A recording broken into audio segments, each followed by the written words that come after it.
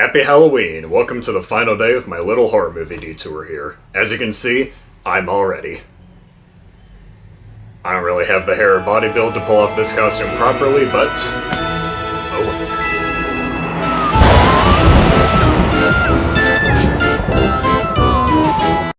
The leaves are changing colors, the days are getting shorter, and the weather's cooled off. It's the best time of the year. And to celebrate, I'm gonna talk about one of my personal favorite horror movies of all time, Pumpkinhead. I've seen a lot of horror movies, specifically from the 1980s, and this is one of the best in my opinion. Others seem to disagree, but I like what I like. If you're a fan of monster movies, practical effects, and spooky atmosphere, then this is just the movie for you. It's important to note that this movie was directed by Stan Winston, a legend in the field of special effects. He did effects work on Jurassic Park, Aliens, The Terminator, Predator, Edward Scissorhands, The Monster Squad, and a bunch of others.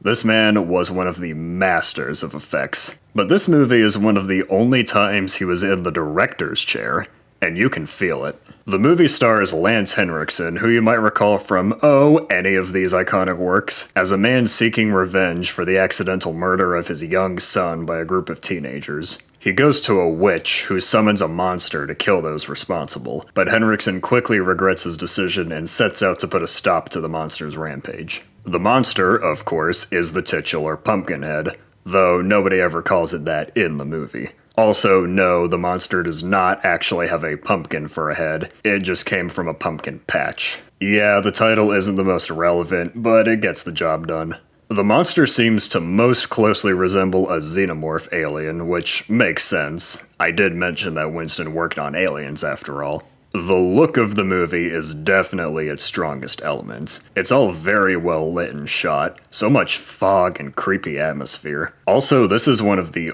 orangest movies I have ever watched, right up there with Fantastic Mr. Fox. But of course, Pumpkinhead himself is the highlight, and the effect is incredible. The suit is top-notch, and the combination of suit, animatronics, and puppets proves that this is the best way to do monster effects. There's so many little details about the monster that I love. In spite of the xenomorph resemblance, the face is very human-looking, and there's a surprising amount of depth to his facial expressions. There's a part where, right before he attacks one of his victims, Pumpkinhead sneers at him. He knows he's freaky, and he's gonna relish in it. As a little side tangent, something I find very funny is that there's a scene in the movie where Pumpkinhead impales a guy with a shotgun and hoists him into the air. That's all well and good, but the same year that this came out also saw the release of Halloween 4, a movie which famously also has a scene where somebody gets impaled with a shotgun. Was 1988 just, like, the year of shotguns not being used right? And I can buy Pumpkinhead being able to do it, he's a 7-foot-tall demon of revenge. But Michael Myers is just a guy, how is he able to do this? Yes, I know that Halloween's 4, 5, and 6 tried turning Michael Myers into a supernatural killer, but still.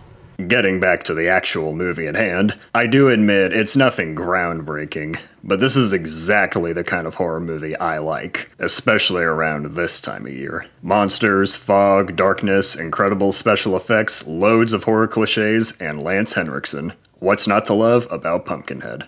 So, there you have it. 5 weeks of October, 5 scary movie reviews. I'm glad I was able to step away from my usual stuff and get to talk about some more cult favorites. But otherwise, happy Halloween. If you're going out trick-or-treating tonight, stay safe and have fun. Even if you're not going out tonight, I hope you make the most of it. Curl up, get warm, maybe watch something scary, and enjoy the best night of the year.